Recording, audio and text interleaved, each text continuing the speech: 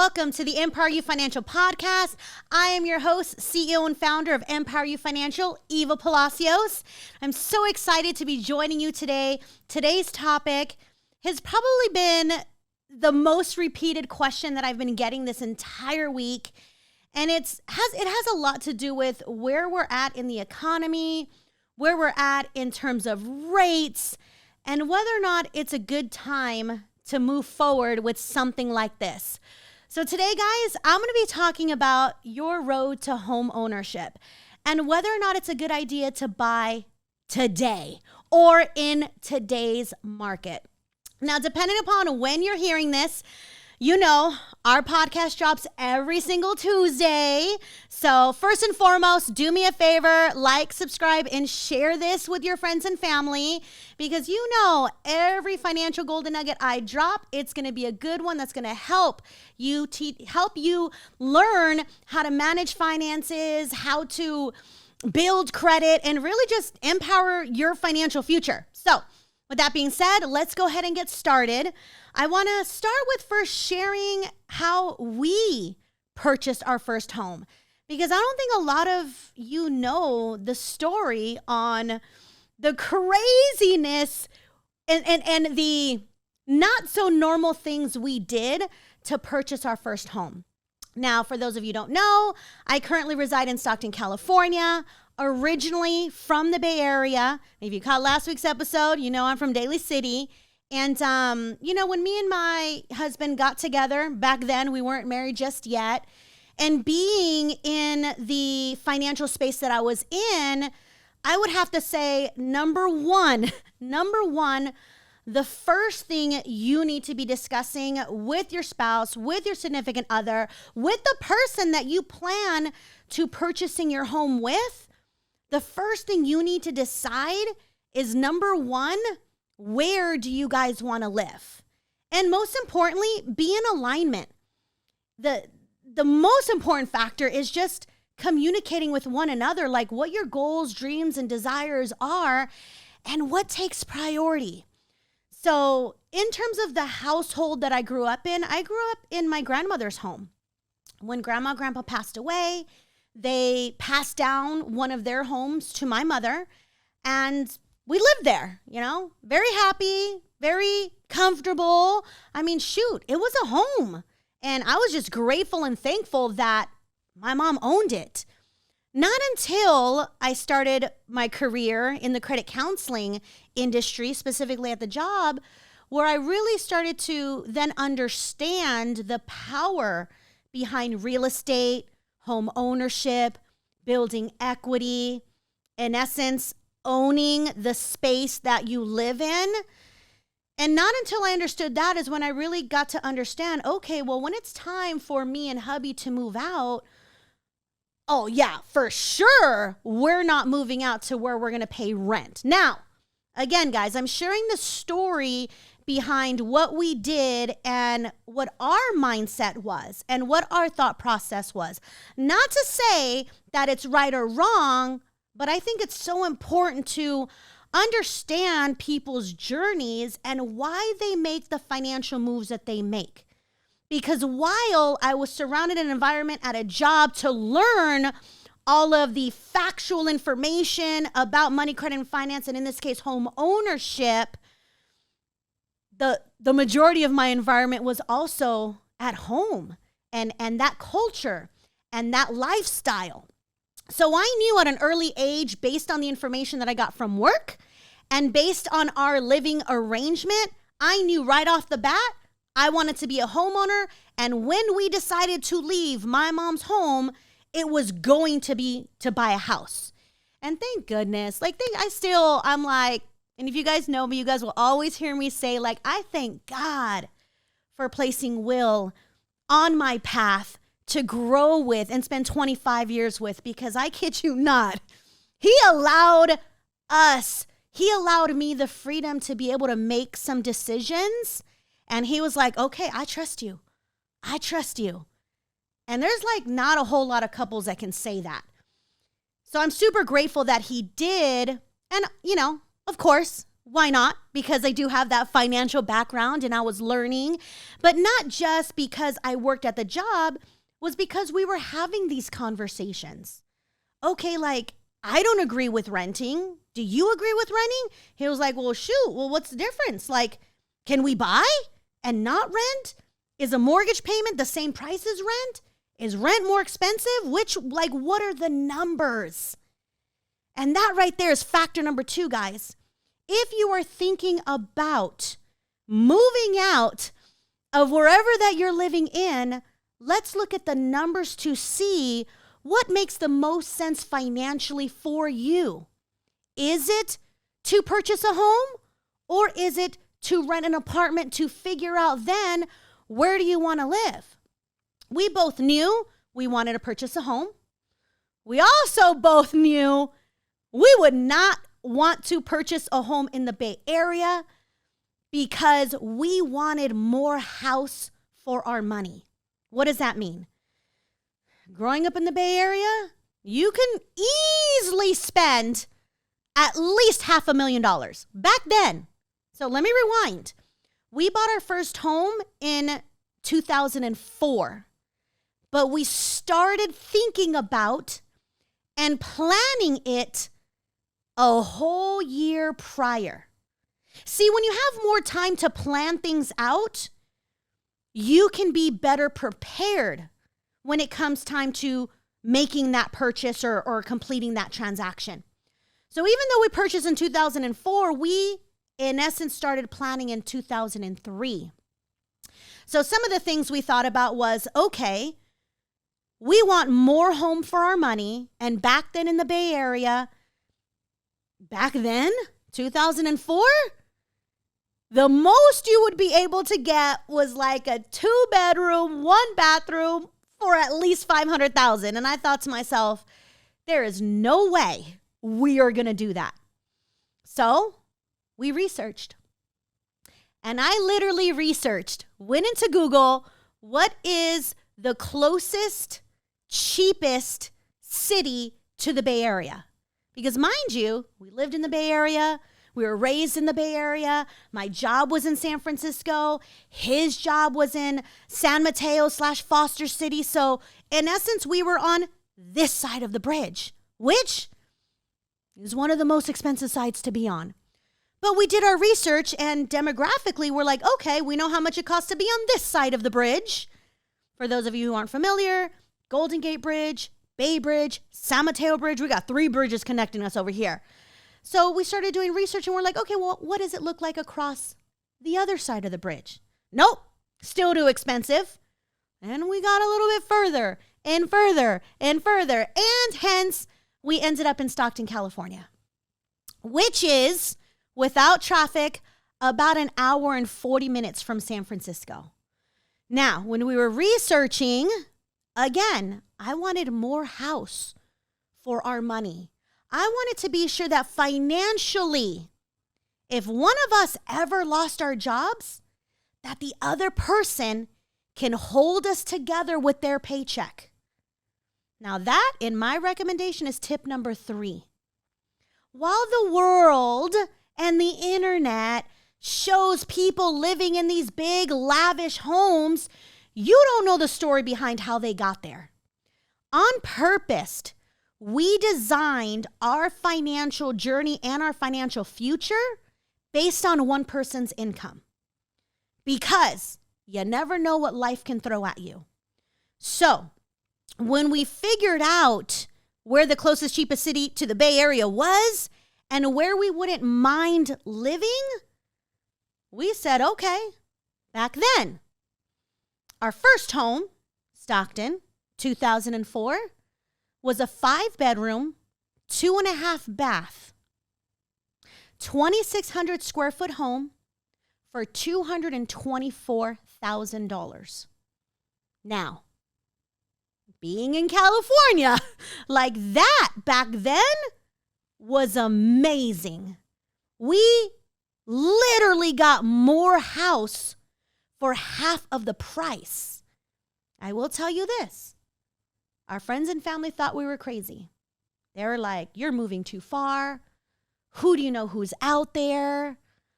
You're moving to the country.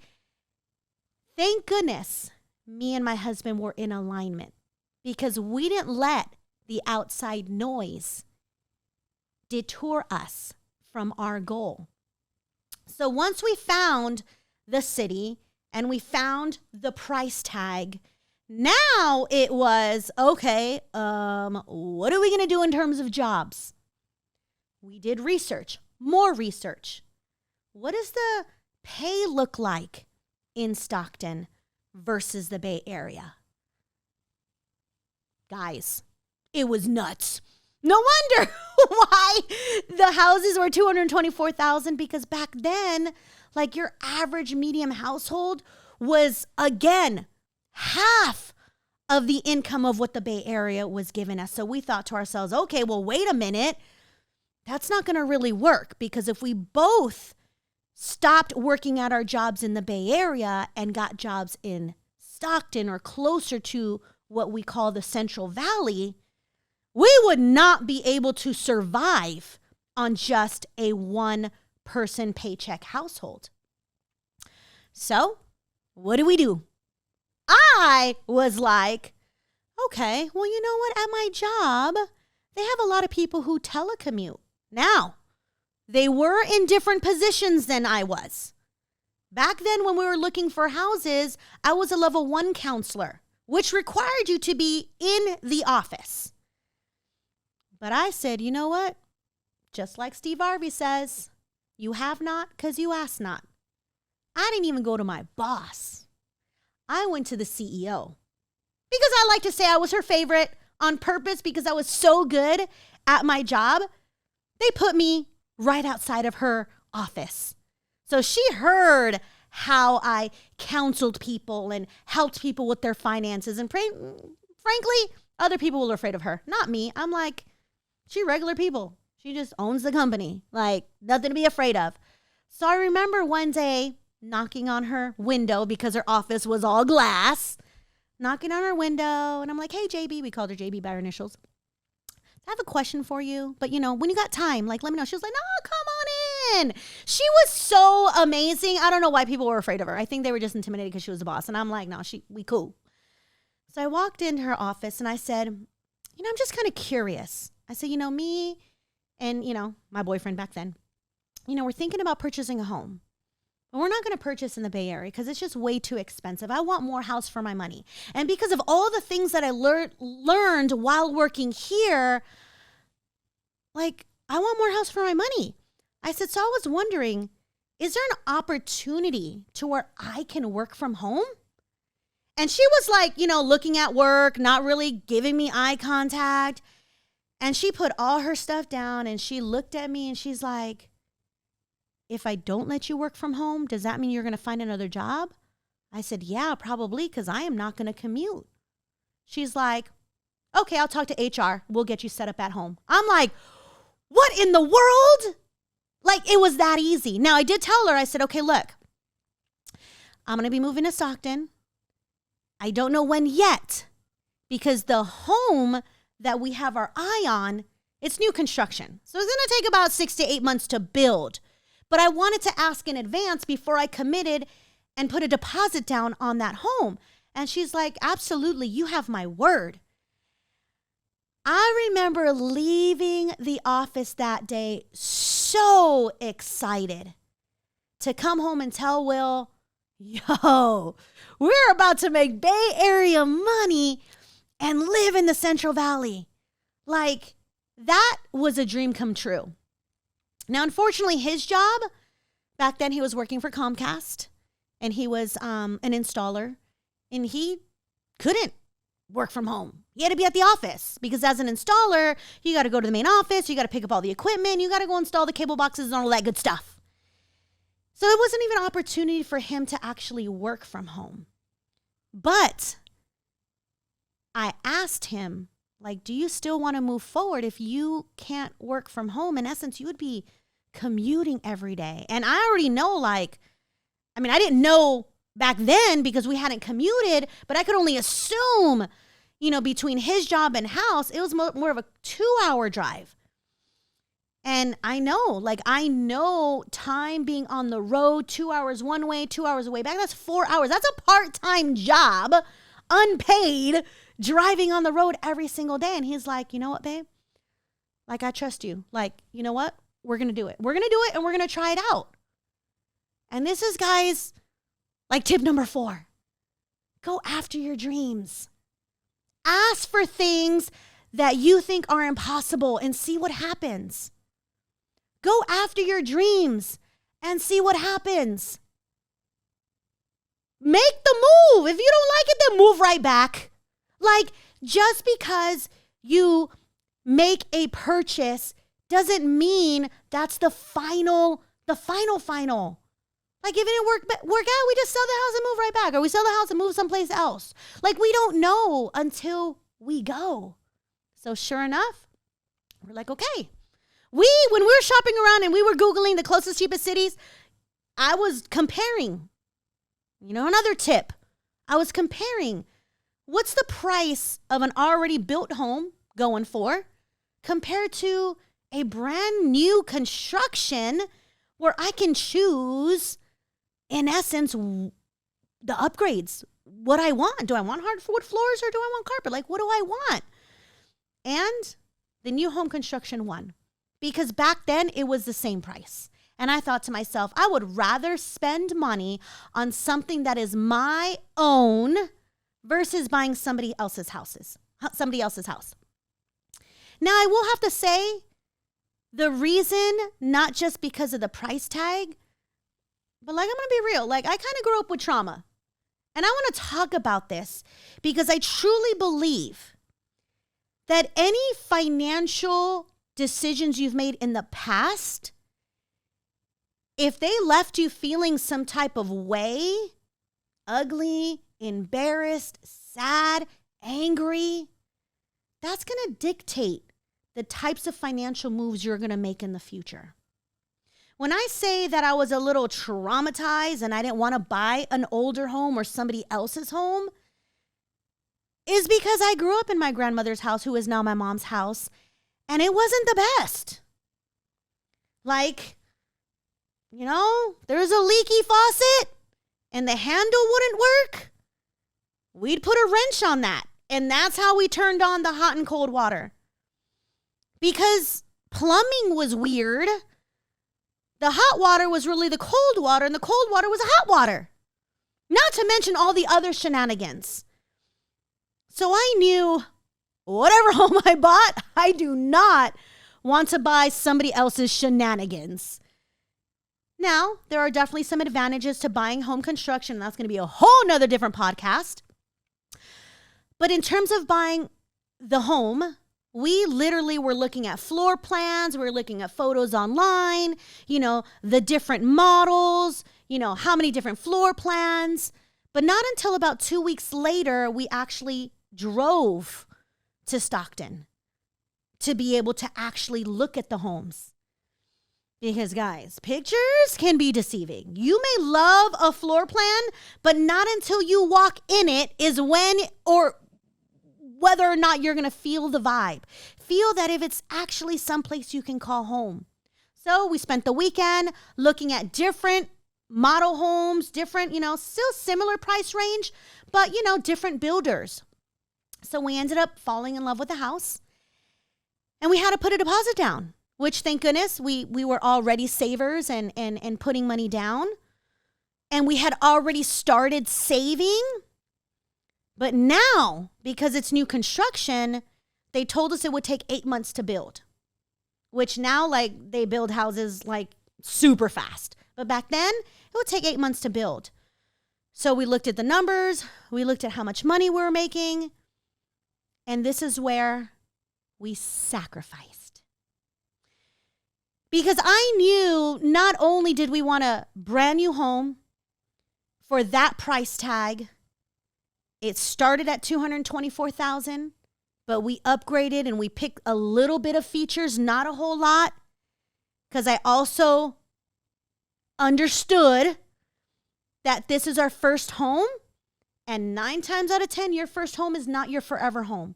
So I didn't want to throw in all of these bells and whistles because I wanted us to have a low and affordable mortgage payment.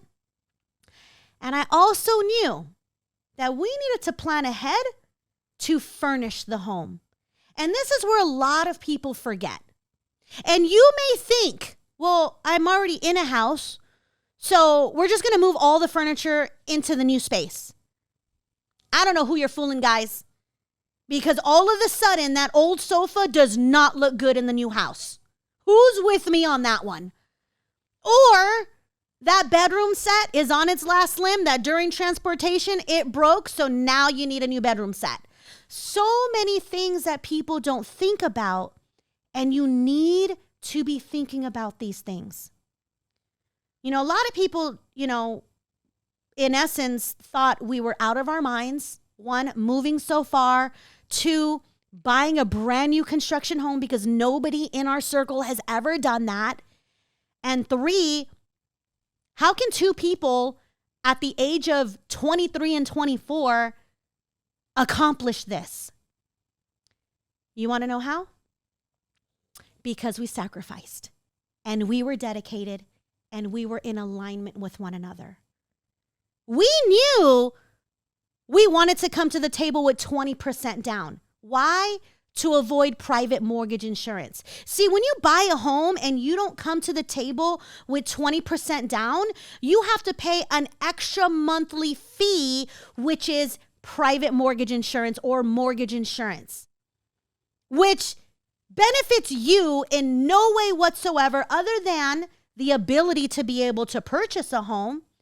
But that insurance is in favor of the mortgage lender. Because you're paying that mortgage insurance without coming to the table at 20%, which is the norm, on purpose they make you do this so that if you default on the loan and now you can't afford it and now that home goes into foreclosure, they get to still get paid. Now you end up with a foreclosure, but at the end of the day, the lender is protected because of that insurance that you're paying for. So we knew ahead of time, oh no, we're coming to the table with 20% down. So we calculated what's 20% down. And I want to say the purchase price was $224,000. And by the time we were done, it was like $240,000. So we did 20% off of $240 and we mapped that out. We came up with that dollar amount and made a note of it and started saving for it. But then we also understood. Now back then, we only had Desmond. We only had one child to worry about. And we were living at the time in my mother's home, but in what we call the in-law studio at the bottom of the house, which was a 2-bedroom, 1-bath. Now we're moving into a 5-bedroom, 2.5-bath. And I knew, we need to furnish this bad boy. So we made ourselves another budget. We need a living room set. We need, bedroom set. We need stuff for Desmond. We need stuff. I will say this, guys. When I say we sacrificed, that meant our friends did not see us for a whole year. We weren't going out. We weren't eating. We weren't doing anything extra. No traveling, no vacations. We were literally just paying our bare essentials. Paid my mom rent. We both had car payments, car insurance, 2 cell phone bills, our groceries, and our baby needs. Formula, diapers, and that was it, guys. In those 8 months, we saved $82,000. $82,000, guys. Why? Because we were disciplined and we sacrificed. We tuned out the outside noise and we got laser focused and road mapped what we desired to have when we bought our first house. Now, I don't really share that with too many people, but the reason I'm sharing that with you guys is because there's a lot of you that are out there that think home ownership is not possible, when all it really comes down to is sacrificing, knowing the numbers, and being laser focused and committing to the goal, but also being in communication. Because I was the saver in our relationship, while my hubby was a spender. But he wasn't that kind of spender. He was the, okay, babe, like we're saving all this money. Like, can we at least go out to dinner like maybe one time? Absolutely. Because I strongly believe that you should celebrate some wins and reward yourself for being committed and staying on track. But we weren't going out to like Ruth Chris and Morton's or none of that. Like we were sticking very bare minimum and going to like Denny's and El Torito's. But guys, when I say that if you get laser focused about your financial goals, you can accomplish anything. $82,000 in 8 months combined. So, sure enough, when it came time to buy the house, cut that check, that felt amazing. We still had a whole lot of money in the bank. I will say this. Because we were so disciplined for the next 8 months, and we sacrificed so much, and in essence, we moved far away from our friends and family. When it came time to furnishing that house, guys, we had 5 bedrooms. We furnished 2. The other 3 rooms were completely empty. And here's another thing.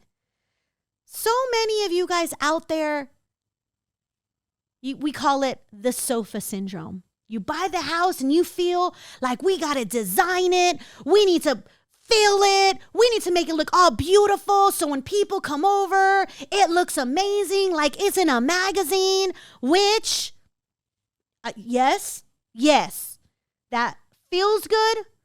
It looks good. But at the end of the day, we also understood that there was a commute on half of our side. If anybody got sick, as long as you're working for somebody else, you're not in control of your paychecks.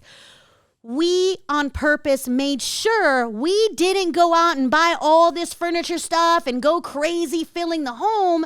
Because now that we're homeowners, if anything happens to our income, God forbid, we can still make those mortgage payments, which we did. So just because you have money in the bank with the intention of furnishing the home, I tell my clients this. Your home is a 30-year project, guys. Like, you don't have to furnish it right off the bat. You don't have to spend 80 billion hours in Home Goods or a Hobby Lobby falling in love with all of the decor and filling your home up. No, let's get used to those mortgage payments and the homeowner's insurance and whatever else that may come up. So I will tell you this, buying the new home meant no backyard. We had a backyard, but it was dirt. On purpose, we held on to the money and savings. We literally game planned and analyzed how we were going to furnish it, which 3 rooms were empty. And if anybody wanted to come sleep over, they'd be slipping on an air mattress. Like, how many of you are doing things like spending money just to make other people happy? Or just to look a certain way? Stop it, guys. Stop it. What matters is how you feel about your financial situation. Don't worry about keeping up with the Joneses. Don't worry about, oh my gosh, I got to have a brand new bedroom set. So in case somebody comes over to visit, they're there. What if nobody comes to visit? Hey, by all means, we got a couch. Got an air mattress. Y'all want to come over? That's what we got. So, lived in the home. We did not do anything to our backyard for 2 years while everybody else around us, they move in, their, backyard, all kinds of cool stuff. And I'm like, nope, we're going to wait it out. We're going to wait it out because we don't know what we want in our backyard. But what I did know was I didn't want to just put grass out there just to have and to do if in case later on I wanted to change my mind. So we lived in the home for 2 years. 2 years, guys. moved in February 2004, lived in the home, got used to the commute, working from home, still saved, still, had the housewarming party. Like, we still lived life. But I knew I wanted a swimming pool in that backyard. Because if I was going to live in Stockton at like 100-degree weather, I wanted us to be able to enjoy that backyard. But I also didn't want to spend 50 to 100 grand on a swimming pool. And I didn't want to landscape the yard to then tear it up to then do a swimming pool because I do not like wasting money. So instead, I'd rather wait for 2 years. And while people came to visit and they're like, oh my gosh, Eva, like you don't have a yard done? I sure don't. But am I getting the yard for you or am I getting the yard for me?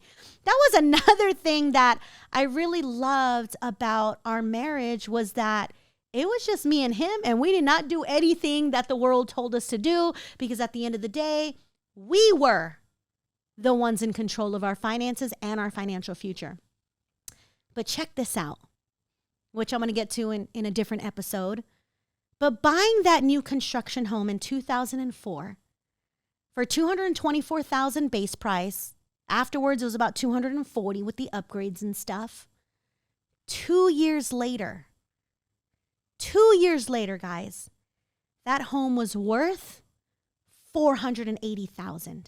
$240,000 more 2 years later.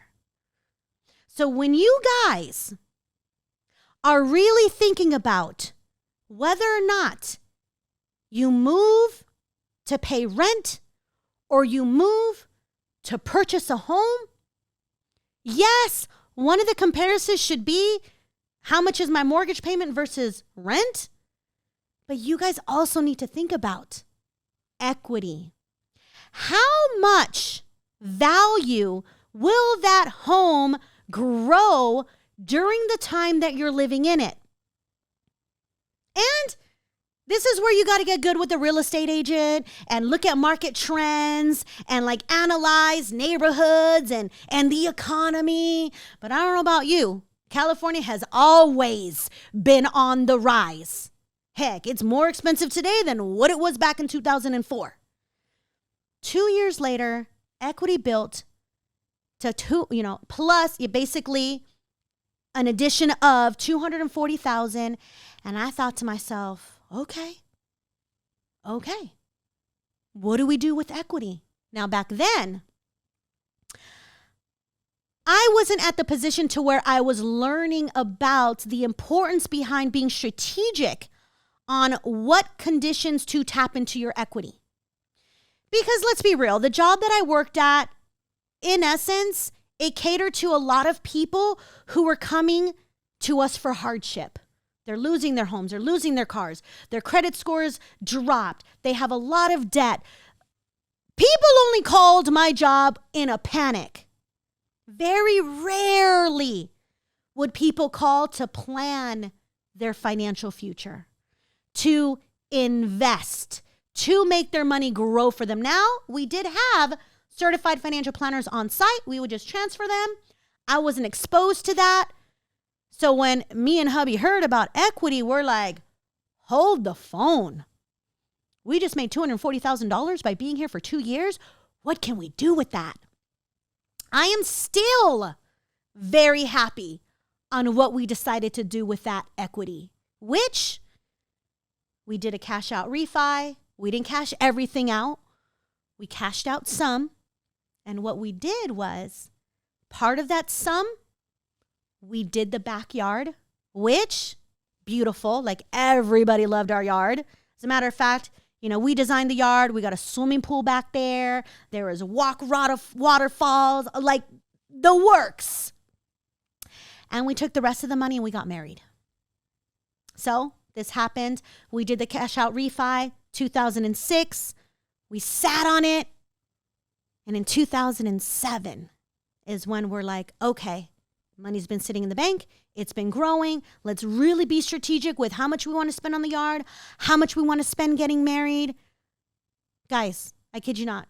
We only pulled out 75 grand because I was like, if we pull out more, who knows what we're going to do with it?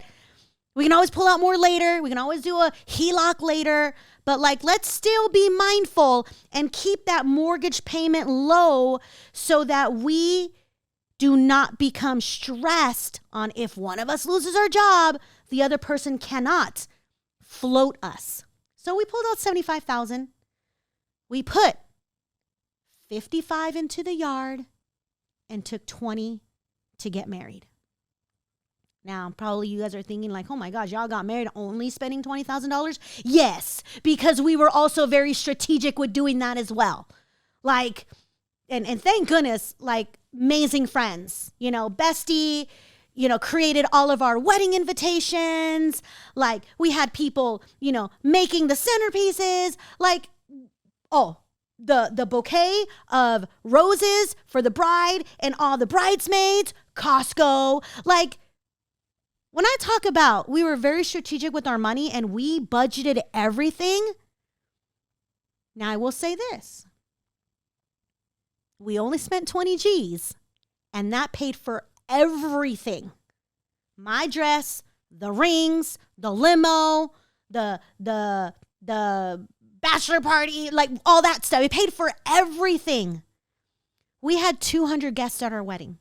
No kids, because the kids' plates were way too expensive. And I wanted our adult friends to have a great time, which, like, we still the talk of the town when it came to that wedding. Why? Because we got married at Wine and Roses Hotel. And for those of you who don't know, go Google it. Wine and Roses Hotel in Lodi, inside the big grand ballroom.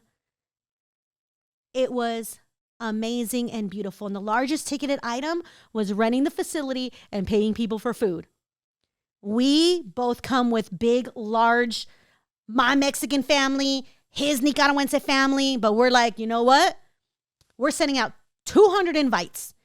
If you don't RSVP by this date, you are off the list, and we're going to invite other people. We were very strict with our guest list, with our budget. But yeah, guys, like we cashed out. Not entirely, but we cashed out. Now we had the backyard of our dreams. We had the wedding of our dreams. And then we continued to be there until 2008 came, where it was a crash. And that equity plummeted. But that didn't matter. Why didn't it matter? Because see, you only lose equity if you sell your home. So why am I telling you this story? Because a lot of you are stuck with the outside world telling you, don't buy today because the interest rates are 6 and 7%. It's too expensive. The home prices are too expensive. If the market drops, you're going to lose equity. We didn't lose the equity. I mean, technically, yes, market drops, values drop, you no longer have equity, but you only lose if you sell the home. Remember, this home intended for a 30-year project. So you hold on to your real estate until the market bounces back and you may regain the equity. You may even gain more equity. So guys, stop listening to the other people that are instilling fear in you. First and foremost, you got to ask them. You got to look at their situation. Are they a homeowner? Because you shouldn't be taking advice from other people who aren't homeowners. Point blank, period. Number one. Number two, you can never go wrong owning real estate. You could only go wrong if you sell it at the bad time, when it's low, just like stocks. You buy low, sell high. But in this case, guys, this is the roof over your head. Look at the numbers. What makes sense for you and your situation? I have friends and colleagues that are like, no, I don't want to own a home. I would rather rent because I don't know if I want to live in that city for that long. If I rent over here, I have the flexibility of moving whenever I want. I have the flexibility if something goes wrong in my apartment, I just call the landlord and then come fix it. Like everybody's situation is their own, but you first have to decide like what makes sense to you. For us, it was more house for our money, financially planned accordingly, creating that financial plan to where if one of us lost our job, the other one can hold down the fort. See, many people are living paycheck to paycheck. Why? Because you didn't create a plan for yourself. And you're distracted with all these shiny objects. And you're eating out 3 to 4 times a week. You're getting Starbucks and Dunkin' every single day. You're paying too much on your cable bill because you haven't put in the time to call to ask if they have any promotions to lower that bill. You pay $300 a month on cell phone service because that's what you've always done, not realizing that there are other cell phone companies where you can get the same lines, same level of service, paying a fraction of the price. Guys, you got to get good with your money. So I ask you, what does your relationship look like when it comes to money? Are you a spender? Are you a saver? What do your financial goals look like? What are you doing to make your money make more money? What are you doing to really plan for the future and retirement? Because of the things that I've learned in my career and because I'm very disciplined, very strategic, and I didn't get like this. I got with having the right mentors at the job. Keep in mind, now the journey still surrounding myself amongst the right mentors, the right coaches to now get new information. Because remember what I told you, back in 2006, I learned about equity and we went to make some plays with it. But now fast forward time, oh no, we ain't touching equity to do that. Oh, we're not touching equity to just go out and have parties and do stuff. Oh no, we're touching equity so that we can buy more real estate. We take the money to make more money, to duplicate it, triple it, quadruple it, so that we can live a better life. So I hope you've picked up a bunch of golden nuggets with that. I'm going to come back to you next week to talk to you why specifically we purchase new construction and the plan and not necessarily hidden information, but the strategic game plan on when to buy, how to buy, who to buy, what to consider when it comes time for new construction, because that in itself is a whole nother game. So with that being said, guys, I look forward to seeing you on the next podcast. And most importantly, guys, I look forward to helping you live life on your own terms. Take a look at what you see, what I become. It ain't hard to tell. Young legend, I'm an icon.